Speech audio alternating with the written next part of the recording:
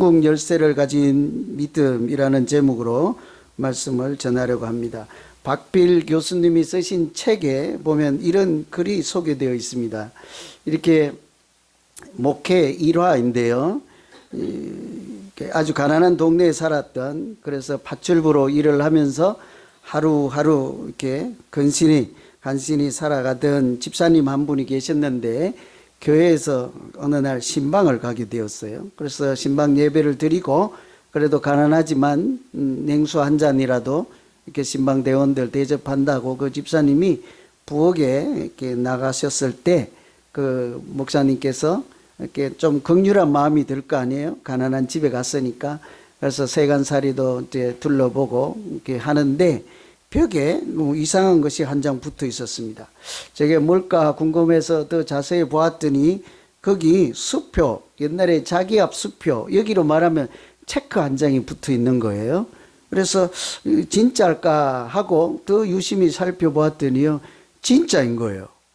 그런데 더 놀란 것은 그 체크에 집 한 채를 사고도 남을 만한 엄청난 금액이 들어있는 돈이 벽에 풀칠해서 붙어 있는 거예요.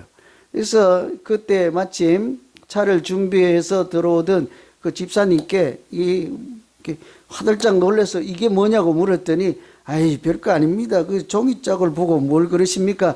얼른 차나 드세요. 그런데 아니, 지금 차를 마실 때가 아니라고, 이게 뭐냐고, 어디서 났냐고 하니까, 그때서야 그분이 우리 옆집에 이렇게 할아버지가 한 분 사시는데, 자녀들은 멀리서 살고 바빠서 오지도 못하고, 할머니는 오래전에 돌아가셔서 제가 너무 안타까운 마음이 들어서 병 간호를 좀 해드린 일이 있습니다.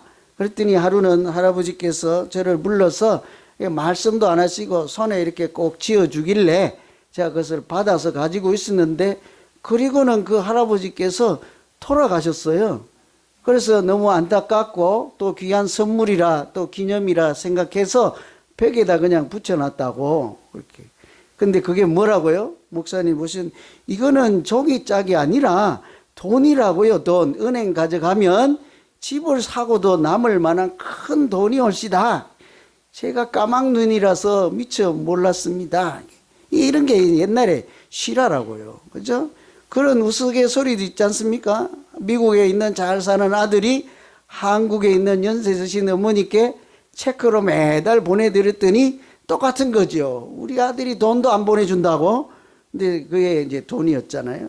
우리가 아무리 귀한 것이라도 그 가치를 모르면 휴지조기처럼, 종이처럼 여기기도 하고, 때로는 버리기도 하고, 가치를 몰라서 그냥 벽지로 쓰기도 하고 그렇잖아요.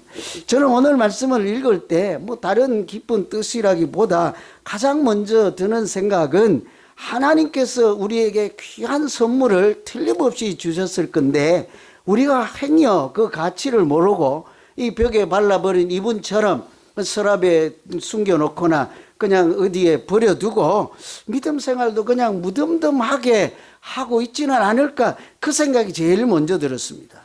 저는 오늘 본문을 읽으면서 하나님이 우리에게 주신 귀한 선물들을 볼 수가 있었거든요. 여러분, 예수님께서 베드로를 반석이라 불러주시고 그 위에 교회를 세워주시고 천국 열쇠를 주신다 했으니까, 그 교회나 천국 열쇠가 하나님께서 우리에게 주실 수 있는 최고의 선물이지 않겠습니까? 아멘 안 할 줄 알았어요. 황금 열쇠가 아멘 했을 거예요. 그죠? 천국 열쇠, 그 무슨, 자동차 열쇠만 했어도 좀 더 크게 아멘 했을 거예요. 그죠? 천국 열쇠니까 지금 필요 없어요. 지금 필요 없어. 나중에 99살에 주시려면 주시든지, 이죠? 우리가 미처 몰라서 그래요. 교회나 천국 열쇠보다 더 귀한 선물이 어디에 있겠습니까?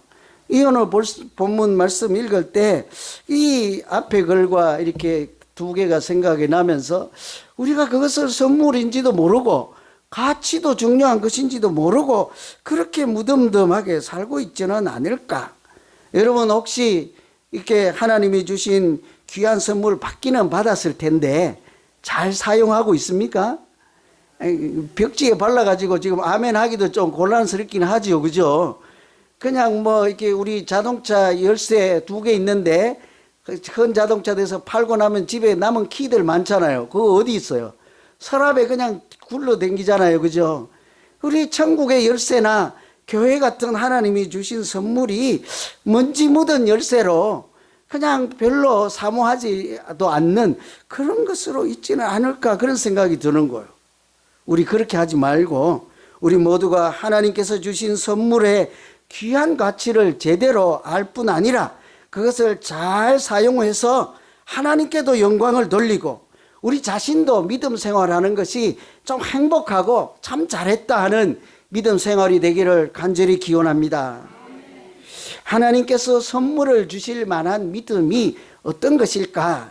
오늘 본문을 한번 살펴보면 베드로처럼 그 마음 깊은 곳에서 우러나오는 신실한 고백을 할 때 하나님께서 거기에 교회가 되게 하시고 그것이 우리에게 주시는 선물인 줄로 믿습니다.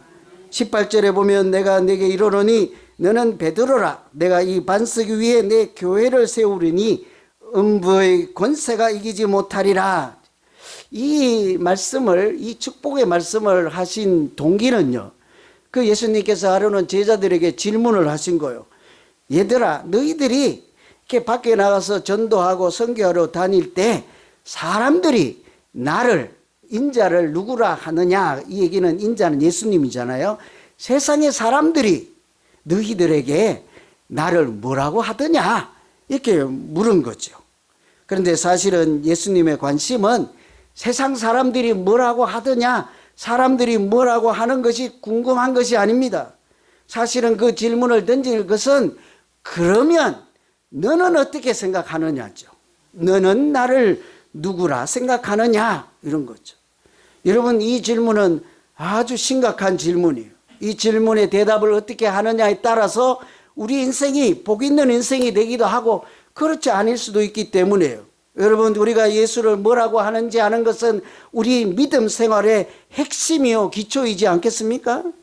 주는 그리스도여 살아계신 하나님의 아들이십니다 하고 주여 하고 한 번도 외쳐보지 않은 사람과 주여 오늘 또 여호와는 나의 목자시니 내게 부족함이 없으리로다, 이런 사람은 신앙생활의 모양이 천양지차가 나는 거죠. 그렇지 않겠습니까? 그래서 정말 중요한 것은 사람들이 예수를 뭐라고 하는 것은 나랑 아무 관계없어요. 저 사람은 예수를 뭐 아저씨라고 부르든지 삼촌이라고 부르든지 관계없어요. 그러나 내가 예수를 삼촌이라고 부르거나 아저씨라고 부르는 인생과 내가 예수를 그리스도라 부르는 인생은 확연히 달라질 줄로 믿습니다. 그것도 그냥 이름만 부르는 것이 아닙니다. 내가 눈물을 글썽이며 우리가 첫사랑으로 예수를 만났을 때 감동적으로 두 손 높이 들고 찬양하며 주여 이름 부르실 때 그때를 생각해서 그런 감동으로 믿음으로 주는 그리스도시요 살아계신 하나님의 아들이라 이렇게 고백할 때마다 베드로에게 하신 것처럼 네가 복이 있도다 이렇게 축복하실 줄로 믿습니다. 다른 얘기할 때 그런 것 아니에요. 이 베드로가 아무 다른 것 하지 않았습니다. 그냥 너는 누구라 하느냐 물을 때 주는 그리스도시요 살아계신 하나님의 아들이십니다. 사람이 할 수 있는 가장 아름다운 고백이라 하잖아요. 그 고백 앞에 예수님께서 그를 네가 복이 있도다, 이것은 혈육이 너를 알게 하신 것, 그것을 알게 하신 것이 아니라 하나님께서 이것을 알게 하였도다 그랬잖아요. 우리 신앙생활 할 때요, 건강하고 행복한 신앙생활은 하나님께서 알게 하신 것들이 많은 사람이지 않겠습니까? 하나님께서 우리를 알게 하셔서 예수는 그리스도임을 알게 하시고 하나님이 내 아버지인 것을 알게 하시고 내가 하나님의 자녀인 것을 알게 하시고 세상이 하나님께서 만드신 작품인 것을 알 때에 그것이 참으로 행복한 믿음이요 하나님도 기뻐하시는 믿음이 될 줄로 믿습니다. 하나님이 알게 하시고 은혜로 주시고 이런 것들이 있는 믿음 생활이 죽은 믿음이 아니라 산 믿음이 되는 것이지요. 그래서 이 베드로의 그 고백을 듣고 축복만 하는 것이 아니라 이 믿음, 그 반석 위에 내가 교회를 세우리라 그런 거예요. 그 교회도 그냥 네 교회가 아니에요. 내가 내 교회를, 하나님의 교회를 베드로의 신앙 고백 그 반석 위에 세우시겠다고 한 거죠. 뿐만 아니라 음부의 권세도 이기지 못하는 교회가 되게 하신다고 하셨습니다. 그러니 베드로의 신앙 고백은 교회의 기초가 되게 하시고 교회의 기둥이 되게 하시겠다 하는 거예요. 여러분, 인생을 살다가 이보다 더 큰 영광이 어디 있겠습니까? 여러분들 이렇게 미국까지 오셨으니까 소시적에 어릴 때 공부도 잘하시고 영특하셔서 네가 우리 가정의 우리 가문의 기둥이다 그런 소리 한 번씩은 다 들어보셨죠? 왜 웃습니까? 아멘을 하셔야지. 그죠? 여러분 소시적에 회사에서 잘 나갈 때 당신이 우리 회사를 빛낼 그냥 우리 회사의 기둥이 올시다 이런 얘기를 딱 듣고 그렇게 자랐잖아요. 우리가 살아왔잖아요. 그러니까 출세들 하셔서 미국까지 오게 되지 않았겠습니까? 그럴 때마다 우리가 진짜인 줄 알고 죽기 아니면 살기로 그냥 회사에 충성하고 일하다가 여기까지 왔잖아요. 그죠? 허리가 그냥 휘어지도록 가정도 살피지도 않아하고 그냥 기업에 또 맡은 일에 충성을 하다가 참 그것을 귀하게 여겼다고요.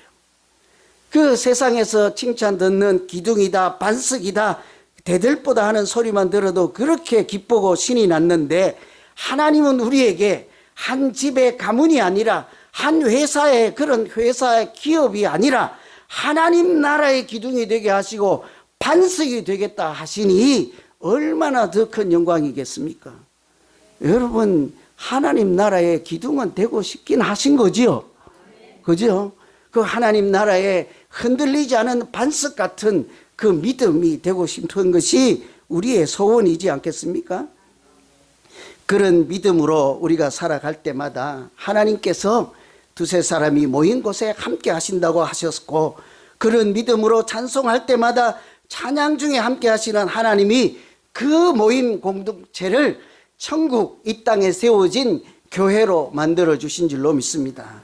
교회는 저 하늘에 계신 천국을 이 땅에 실현해 놓은 작은 모양이라고 했잖아요. 그 교회는 단순히 그냥 사람들이 취미로 모이고 그냥 이익으로 모이고 그냥 삼삼오오 모여서 으쌰으쌰 하자고 모인 것이 아닙니다. 하나님께서 고백을 하는 사람 진실한 믿음이 있는 자를 한 자리에 모여서 천국에 있는 천국 모습이 어떠한지를 실제로 하나님이 거기 계시고 거기서 역사하시고 함께 하심으로 우리에게 보여주는 것이 하나님이 세운 교회인 줄로 믿습니다.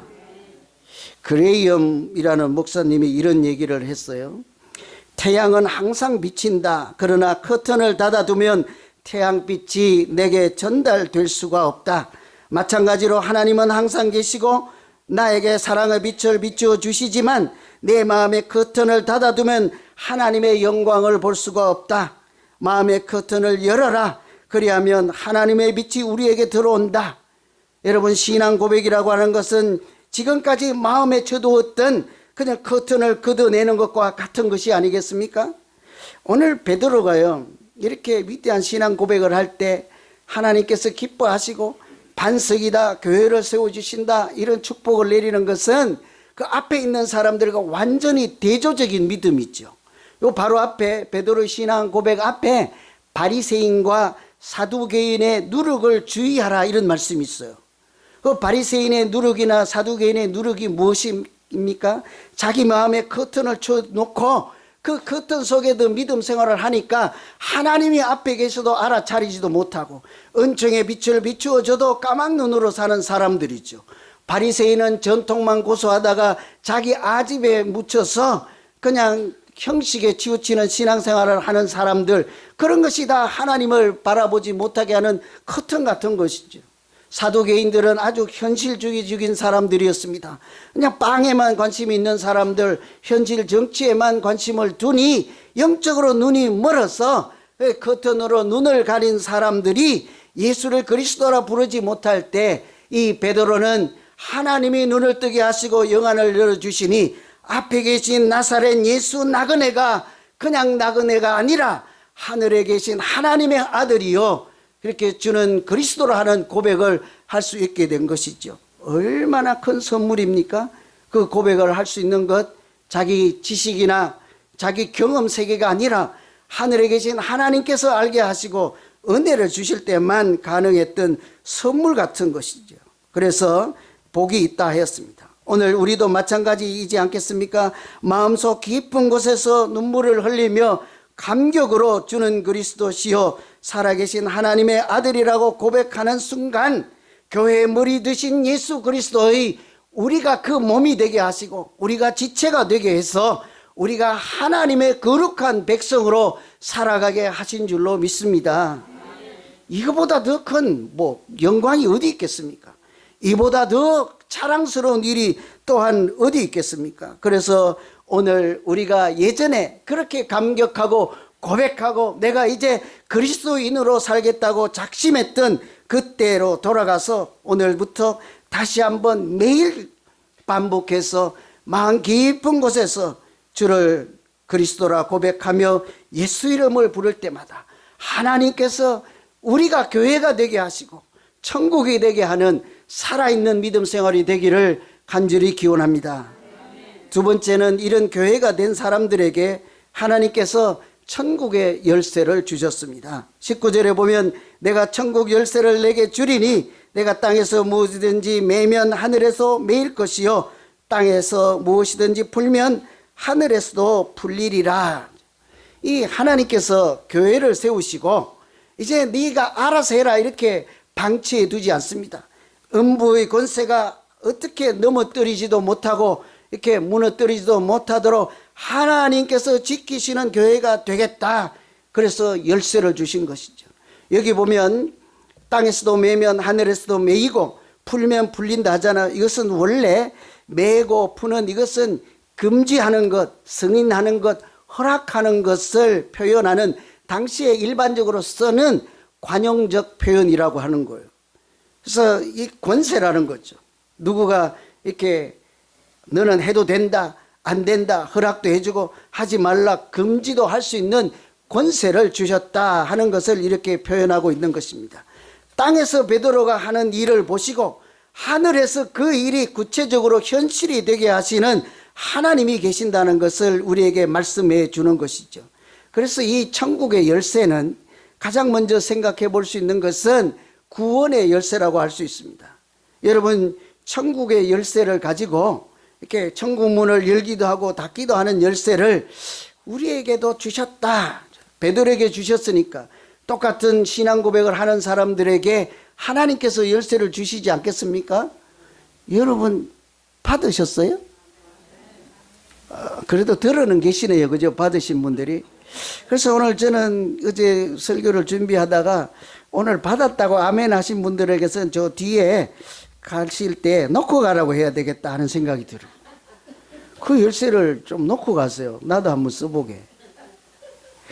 아니 그 열쇠를 우리에게 다 주면 간혹 가다가 그 중에 한 분은 너는 들어가. 너는 들어가면 안 돼. 그저께 나 밥 안 사줬잖아. 너는 지난번에 이상한 소리 했지. 아무도 안 볼 때 저 사람에게 내 욕했잖아. 천국에 넌 들어가면 안 돼. 이러면 어떨까 싶어서 여러분 좀 놓고 가세요. 열쇠. 그래서 생각해 보니 아무리 생각해도 천국의 열쇠는 예수 그리스도 한 분뿐인 줄로 믿습니다.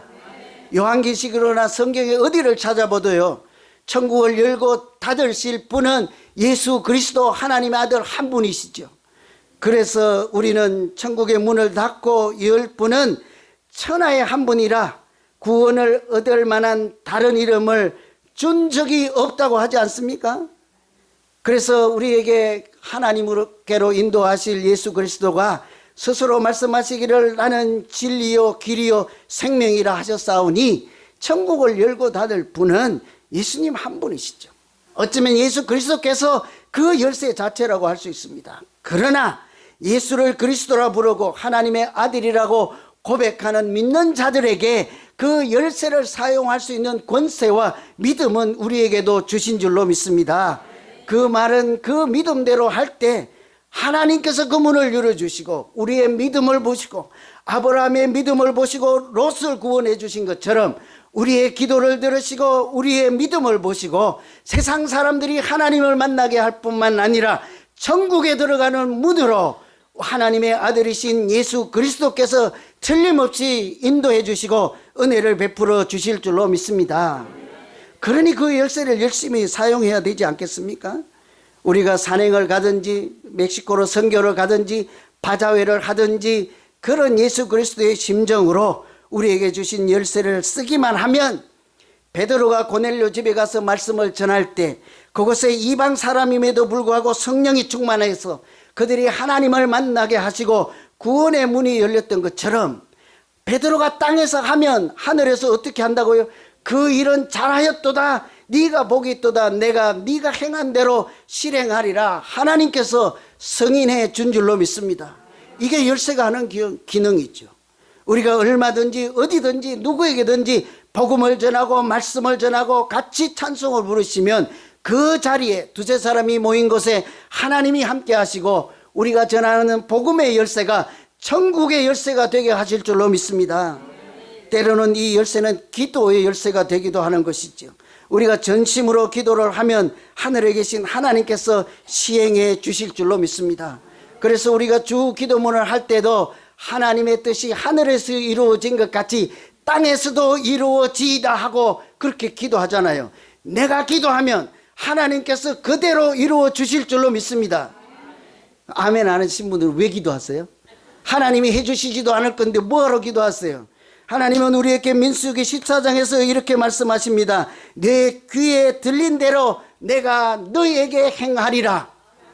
여러분 기도하세요. 그러나 믿음으로 기도하세요. 내가 기도하는 대로 하늘에 계신 하나님께서 반드시 들으시고 응답하시고 그대로 이루어 주실 줄로 믿습니다. 그러니 천국의 열쇠는 기도의 열쇠인 거죠. 때로는 이 천국의 열쇠는 용서의 열쇠이기도 합니다. 아무리 큰 죄를 범한 죄인이라도 우리가 교회 이름으로 예수 이름으로 가서 복음을 전할 때마다 하나님은 그 죄인을 불쌍히 여기시고 죄 사함의 은혜를 주시는 줄로 믿습니다. 사람이 살면서요 가장 괴로운 것은 다른 사람을 용서하지 못하는 고통이라고 해요. 여러분 우리가 어떤 이유에서든지 다른 사람의 잘못을 용서하지 못하면 그 사람은 아무것도 모르고 두 발 뻗고 잘 주무시는데 그 용서하지 못하는 나는 어때요? 저놈 원수를 어떻게 갚을까 미움이 그냥 사무쳐서 그냥 잠을 못 자잖아요. 그러니 그 고통이 가장 심한 고통이래요. 여러분 혹시 그런 경험에 그런 처지에 있지 않습니까? 그러나 오늘 말씀을 들으시고 저 사람이 아무리 큰 잘못을 했을지라도 주의 이름으로 예수의 이름으로 한번 용서해 보십시오. 그 용서하시면 그것이 천국문을 여는 열쇠가 되게 하셔서 하늘에 계신 하나님께서 더 큰 용서와 은혜로 우리에게 평화를 주실 줄로 믿습니다. 이럴 때는요 그 천국 열쇠는 우리에게 용서를 통해서 서로 사랑하며 천국을 만들어 가면서 살게 하시는 열쇠가 되지 않겠습니까? 여러분 르네상스 시대의 조각가요 화가로 유명한 미켈란젤로 다 알 거예요. 천지창조 그걸 그린 사람 미켈란젤로 어릴 때 스승 문화생이 되기 위해서 스승님을 찾아갔습니다. 근데 그 스승도 이 미켈란젤로를 한눈에 알아본 거예요. 아, 이놈이 재능이 있구나. 재주가 아주 대단하구나. 그래서요 그냥 들어와라 이렇게 하지 않고 너는 나를 누구라 하느냐 하는 것처럼 그 어린 미켈란젤로에게 질문을 한 게 있습니다. 너는 위대한 조각가가 되기 위해서는 무엇이 필요하다고 생각하느냐? 예, 스승님, 이게 면접인 거예요. 구술 면접. 예, 위대한 조각가가 되려고 하면 하나님이 주신 이 달란트, 이 재능과 이 기술을 잘 갈고 닦아야 되겠지요. 대답을 잘했죠. 그런데 스승이 듣고는 아니야, 그게 아니야. 네 기술로, 네 재능으로만 위대한 조각가가 될 수가 없느니라. 먼저 너는 그 재능과 기술로 무엇을 위해서 그것을 쓸 것인지를 결단하라. 그래야 위대한 조각가가 될 수 있다. 아무리 재능이 투철하고 기술이 좋을지라도 잘못된 용도로 쓴다면 작품은 훌륭할지라도 그것이 사람들에게 영감을 주는 하나님의 섭리가 있겠습니까? 그렇지 않다고요. 그래서 이 스승이 어린 미켈란젤로를 술집으로 데려갔습니다. 여러분 라스베가스 가보셨습니까? 거기 가서 술을 드시지 않더라도 건물마다 호텔마다 앞에 가면 얼마나 화려하게 장식이 되어 있습니까? 술집에도 가면 그런 조각들이 다 있다고요. 그것은 쾌락을 위한 조각이죠. 사람들이 그 조각의 아름다움을 보고 와서 들어가서는 술을 마시고 쾌락을 즐기라는 거예요. 그래서 미켈란젤로를 데리고 다시 큰 교회로 데리고 갔습니다. 거기에도 아름다운 조각상들이 있잖아요. 그리고는 묻지요. 너는 어느 조각상이 마음에 드느냐? 하나는 쾌락을 위한 조각상이었습니다. 하나는 하나님의 영광을 위한 조각상이었습니다. 그래서 미켈란젤로가 그 순간 큰 깨달음을 얻고 아무 소리 하지 않고요. 자기가 혼자 중얼거리는 것처럼 하나님의 영광을 위하여, 하나님의 영광을 위하여, 하나님의 영광을 위하여 3번 읊조리잖아요. 이게 미켈란젤로의 깨달음이라는 유명한 대목이에요. 여러분, 우리도 마찬가지이지 않겠습니까? 하나님께서 우리에게 귀한 선물을 주셨습니다. 그것을 때로는 우리가 선물의 가치를 잘 알지 못해서 서랍에 넣어두고 벽에 발라두고 그냥 무덤덤하게 그저 그냥 왔다 갔다 하는 신앙생활을 얼마든지 할 때가 있잖아요. 오늘부터 우리가 이 본문의 말씀을 다시 되새겨서 하나님이 주신 귀한 선물이구나, 이 열쇠도 무엇을 위하여 쓸 것인가를 깊이 생각하고 하나님께 기도하는 마음으로, 찬양하는 마음으로, 쓰임받기를 사모하는 마음으로 하나님의 영광을 위해서 날마다 분주하게 구원의 은혜를 온 땅에 퍼지게 하는 은총의 열쇠로 잘 사용하시는 우리 믿음 생활이 되기를 간절히 기원합니다. 때로는 사랑의 열쇠로 쓰시고 용서의 열쇠로 사용하셔서 하나님께서 네가 내 교회의 반석이다 이렇게 칭찬하시고 천국의 열쇠를 가진 믿음으로 하나님께 영광을 돌리기에도 부족함이 없고 우리도 서로 사랑하며 생명을 살리는 구원하는 열쇠를 가진 믿음 생활이 되기를 다시 한번 간절히 기원합니다. 기도하겠습니다. 하나님 아버지,